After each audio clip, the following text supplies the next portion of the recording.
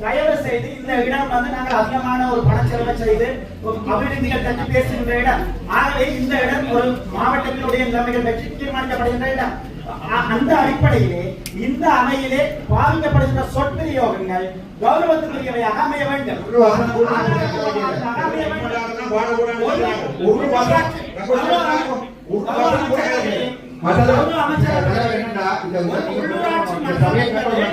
ஒரு மாநில உறுப்பினருடைய ஒரு பிரதேச உறுப்பினர் ஒரு பாராளுமன்ற உறுப்பினரோட கலைக்கலாம். உங்களுக்கு ஒரு பார்லிமெண்ட் வில்லேஜ் ஆக்டா எப்படி தெரியும்?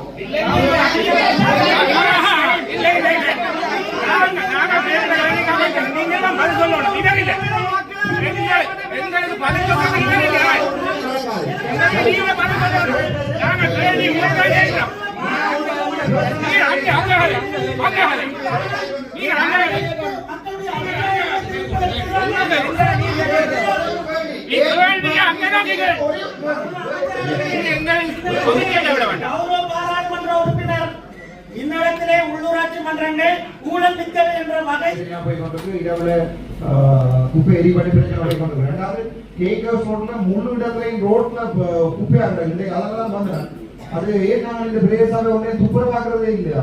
கேக்க மெயின் ரோட்ல பெரிய உருவாக்கங்கள்ல வந்து குப்பையை போடப்பட்டு மெயின் ரோட்ல நடக்குது.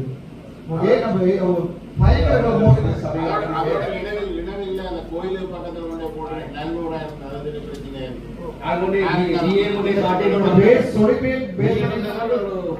மீட்டிங் சொல்லி அதுக்குரிய கடிதம் நல்லூர் பிரதேச சபைக்கு அனுப்பப்பட்டிருக்குது.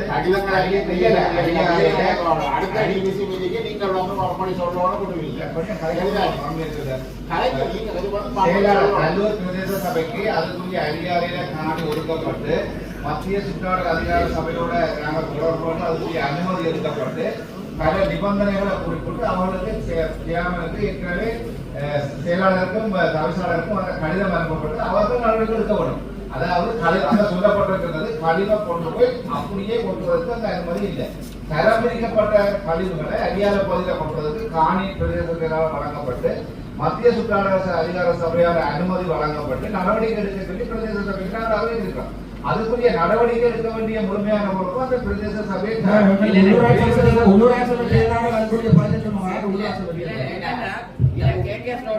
உள்ளூராட்சி மன்றம் இருக்கு. நீங்க எந்த உள்ளூராட்சி மன்றம் உப்புமலை புஜா அந்த போக்ஸ் ஹோட்டல் ரோட்ல அது இருக்கிறது நல்லூர் பிரதேசமே இல்லையா? 4 கவுன்சில் இருக்கு. எந்த கவுன்சிலர் ஆஞ்சநேயர் கோயிலில இருந்து ரோட் அது வெல் சவுத்.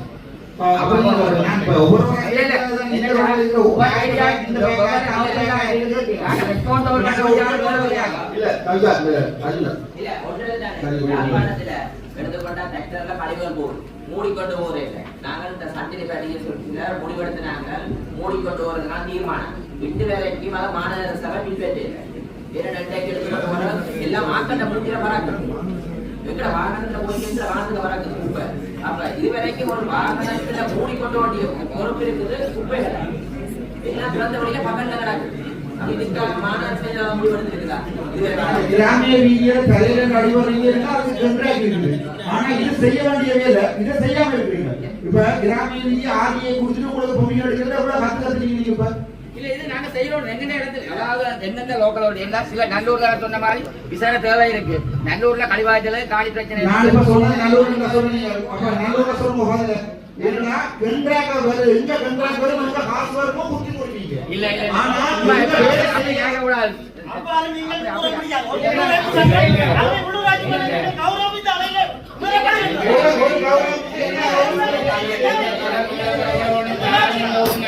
உங்களுக்கு ஒரு மரியாதை பாராளுமன்ற உறுப்பினர்கள் என்ன செய்யணும் மட்டும் தெரியும்.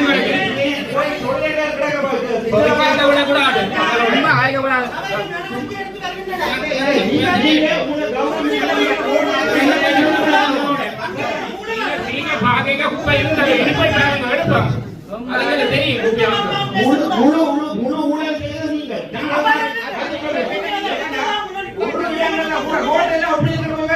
ஒரு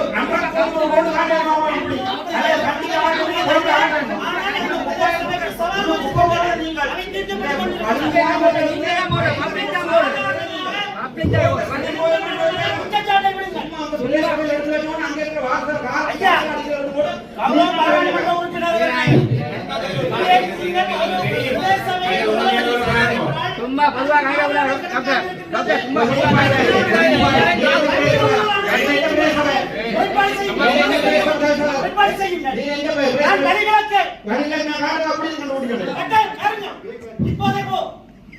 போய் பால்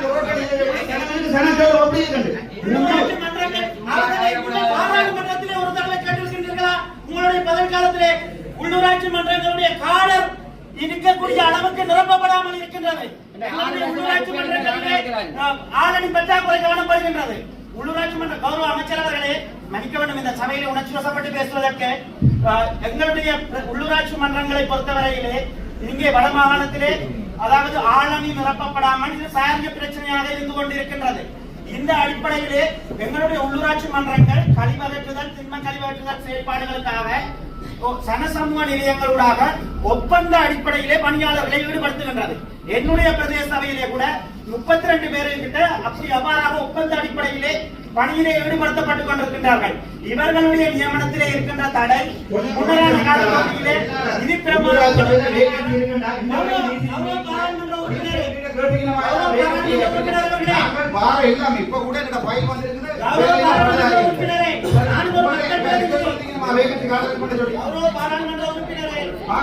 மக்கள் பிரதிநிதி உள்ளூராட்சி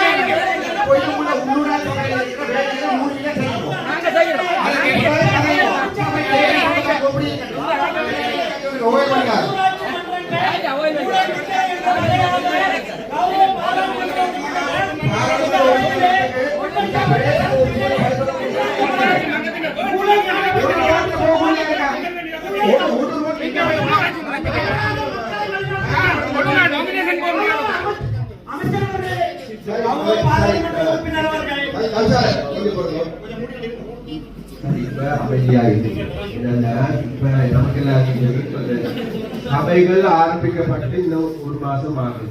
சரியா? அவங்களுக்கு ஒரு டைம் கொடுங்க ஒன்று. சரியா? அதான் ஒரு குற்றச்சாட்டுகள்ல பிரச்சனை இருக்குங்கிறது எல்லாருக்கும் தெரியும். அதையும் வைத்துக்கொள்ளுங்க. அடுத்ததாக அதாவது நீங்க ஊழல் செய்வீங்களா அப்படி சொல்லுங்களேன். ஆணையர சபை வந்து ஒரு மாசம் இல்லைனாலே மாநகரசபை போதுமான நிதி வேலை இருக்குது. சரி, அதுக்கு தனியாருக்கு ஒப்பந்தங்களுக்கு காசு பே பண்ணினா. அப்ப இதுவரை காலமும் யாரும் மாநகர ஒத்தனை பேர் எத்தனை ஆட்சி இருந்தது. சரியோ, இன்று வரைக்கும் ஒரு நாளும் கூட மாநகர குப்பை மூடிக்கொண்டு போறேன். டவுனுக்கு வணக்கம் வணக்கம் போ நாளைக்கு. அப்ப இதுக்காக மூடிக்கொண்டு போய் தனியாரே கொடுத்துருக்கிறேன் நாங்க குப்பை பணத்துக்கு. மாநகரசபை நீட் பண்ணுவோம். ஒரு ஒரு ஒரு ஒரு வைக்க ரூபாய் இருக்கா மூடி வைக்க யாழ்ப்பாணத்துல தனியாரே கொடுத்துருக்கிறாங்க. மூடி போறீங்க. ஆனா நிதி போகுது.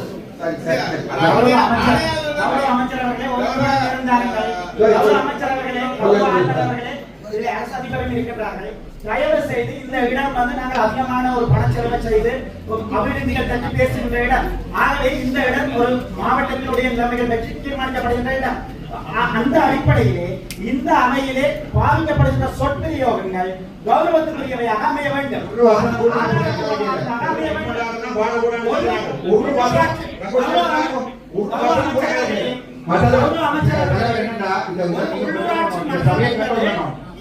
மாநில உறுப்பினருடைய ஒரு பிரதேச உறுப்பினர் ஒரு பார்லிமெண்ட் உறுப்பினரோட கலைக்கலாம். உங்களுக்கு ஒரு பார்லிமெண்ட் வில்லேஜ் ஆக்டர் என்ன செய்யும்?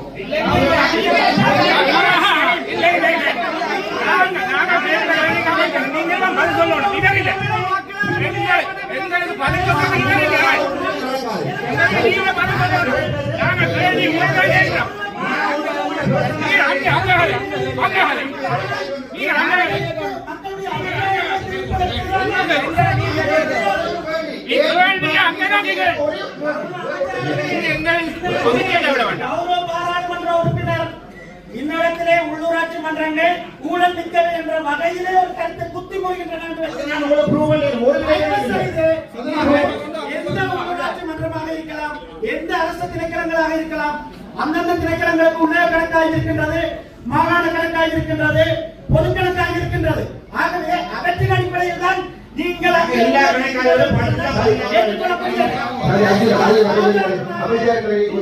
சாட்சியம்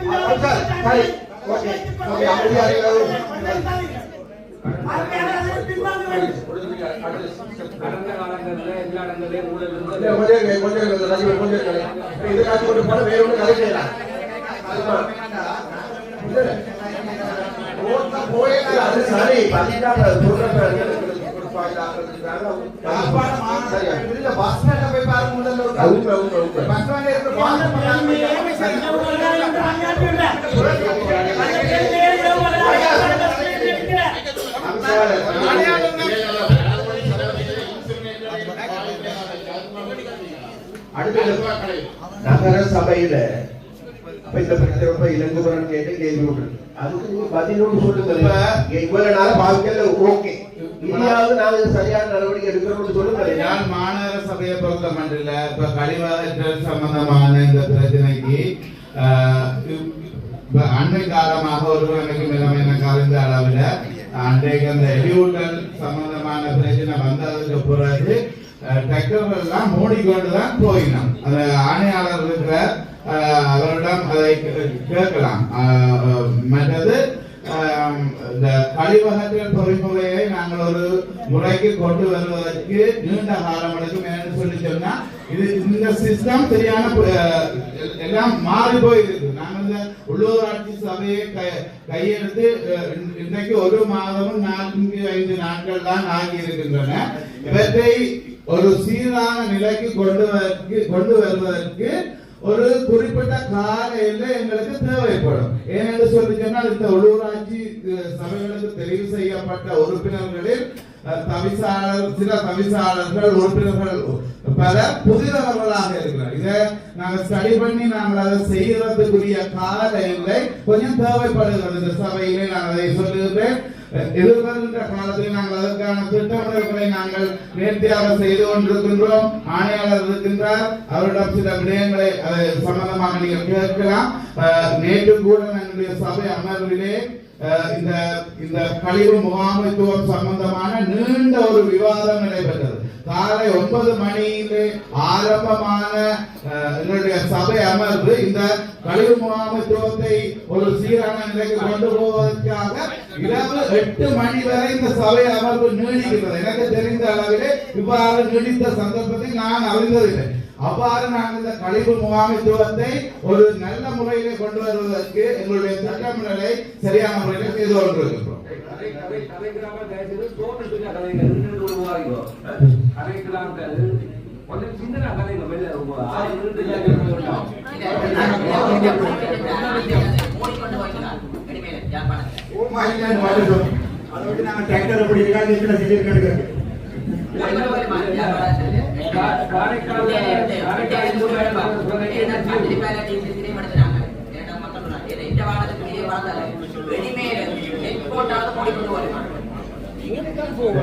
காரைக்கால் இந்த மாதிரி காரைக்கால் சம்பந்தமாக நல்லூர் பிரதேச சபையில அவர்களும் நடக்கிற காரணத்தினால இளைஞர்களுக்கு தவிசாளர் செயலாளர்கள் வேலையிலேயே அறிவிப்புகளை வழங்கி இருக்கிறோம். பின்னர் வந்திருக்கிறார். அவர் வந்து யாழ் மாநகர சபையில குப்பைகளை மூடிக்கொண்டு போக முடியுமா? மூடிக்கொண்டுதான் தற்போது செல்லப்படுகிறது. மூடாம போயிட்டு உண்மை. அதை நான் இல்லைன்னு சொல்லல. தற்போது அதற்குரிய ஒழுக்கமான நடைமுறைகள் பின்பற்றப்படுகின்றது. மூடிக்கொண்டு போவாட்டா போலீசார் பிடிச்சு தனியார் கழிவு வாகனங்களை ஒப்பந்தத்தில் எந்த வாகனம் பண்ணாலும் அது மூடுவதற்கு ஏற்கனவே 8 கண்டக்டர் இருந்தது. அதில் 6 ரன்னிங் இருக்கு. அதனால கட்டணம் எடுக்க ஒரு வண்டி இருக்கு. மேலும் 17 மாநகரங்களுக்குரிய வாகனங்கள்ல இந்த கட்டுமானத்தில் இருக்கிற வாகனம் மூடிக்கொண்டு போகக்கூடிய ஏற்பாடுகள் பெரிதாக இருந்தது. பிரைவேட் செக்டர்ல கணிசமான வாகனங்கள் மூடாமல் சென்றது உண்மை, நான் அதை ஏற்றுக்கொள்கிறேன். ஆனால் அவற்றை இப்ப 2 வாரங்களுக்கு மேலாக அவற்றை சுத்தமான கண்காணிப்போடு மூடிக்கொண்டு செல்வது நான் இந்த சம்பந்தத்தை உறுதிப்படுத்துகிறேன். எதிர்காலத்தில் அந்த வழியில் சுத்தமான கண்காணிப்பு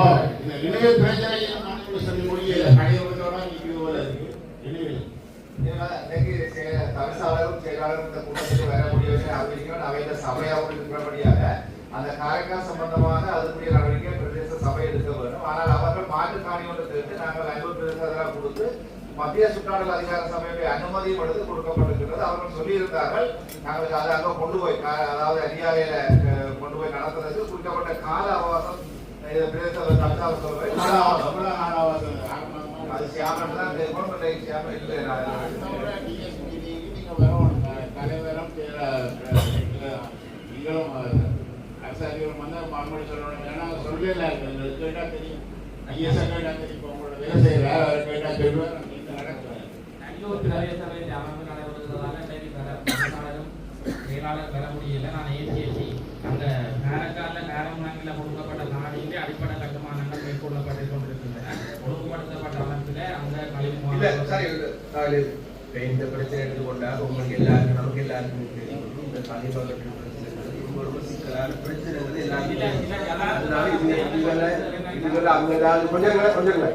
அவங்க ஏதாவது ப்ரொசீஜர் செய்வாங்களா இருந்தால் அதுகளுக்கு மேலதிகமான ஆலோசனைகளை வழங்கி அந்த ப்ரொசீஜரை செய்யறதுக்கான வேலைகள் அனுமதி முதல்ல சும்மா பாலாளுடன் சொல்லி கொண்டு வேண்டாம் இருக்காங்க. அவங்க நகர சபையில் சொல்லுவாங்க, ஆளுநர் சொல்லுவாரு, அடுத்து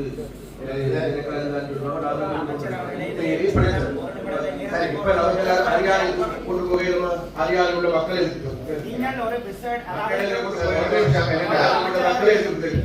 மாவட்டத்தில் அரசாங்கத்தில் கழிவு முகாம் இருக்கோம். உண்மையில நாங்கள் இதில் எல்லாரும் அதிகாரிகளையும் அல்லது பிரதேச சபைகளையும் சொல்றோம். உண்மையிலே இந்த கழிவு முகாமைத்துவம் என்பது கழிவை போடுகிறவர்கள் சரியான முறையில் என்றால் நாங்கள் இப்ப அலுவலகங்களில் கூட இப்ப நாங்கள் மாநகர சபை கடந்த வாரம் அந்த நடவடிக்கை எடுத்திருக்கு. யாழ்ப்பாண நகர்பகுதியில் இருக்கிற அனைத்து அலுவலகங்களையும் அந்த கழிவு முகாமைத்துவத்தை சரியாக பின்பற்றுமாறு கோரி இருக்கிறோம். அது ஓரளவுக்கு முயற்சி எடுத்திருக்கிறார். மும்பை இருந்தால் அது மக்களுக்கு ஏற்படுத்துறதுக்காக முதல் நிதி ஒதுக்கி அதை செய்யணும். ஏன்னா முதல்வர் மாவட்டங்கள் நல்லதா இருக்குது. இப்ப கொழும்பு மாவட்டம்னா அது நல்லா இருக்கு, கம்பி நல்லா இருக்குது. யாரும் இருக்கணும் அது எந்த விஷயம் இருக்கு.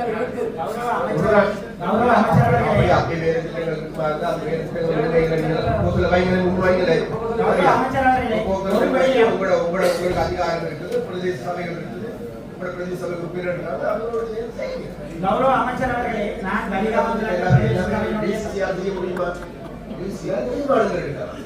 கௌரவ அமைச்சர் அவர்களே, கௌரவ அமைச்சர் அவர்களே, கடிமகற்றல் விடயத்தோடு சேர்த்து நீங்கள் எங்களுடைய அதாவது மாவட்டத்தை பிரதிநிதித்துவப்படுத்துகிற அமைச்சர் என்ற ரீதியிலே நான் நினைக்கிறேன் அமைச்சரவை தீர்மானம் எடுக்கப்பட்ட தீர்வாகும் என்று நினைக்கின்றேன். எங்களுடைய வலிகாமம் கிழக்கு பிரதேச சபையிலே சுமார் 40 வரையான வெற்றிடங்கள் காணப்படுகின்றன. இந்த பிரதேச சபையினுடைய சிற்றூழியர்கள், கழிவகற்றலில் ஈடுபடக்கூடிய ஊழியர்கள், பணியாளர்கள் அனைவரும் நாங்கள் சனசமூக நிலையம் ஒன்றின் ஊடாக ஒப்பந்த அடிப்படையிலே ஈடுபடுத்தி வருகின்றோம். அரச சொத்து நிறுவனங்களுக்கு அமைவாக அவர்களை நிரந்தர நியமனம் வழங்க முடியாது. ஆனால் கௌரவ அமைச்சர் அவர்களே, நீங்கள் இவர்கள் தொடர்பாக அதாவது எங்களுடைய கடந்த காலங்களில் தென்னிலங்கையில எல்லாம் நியமனம் இடம்பெற்று முடிந்து விட்டது.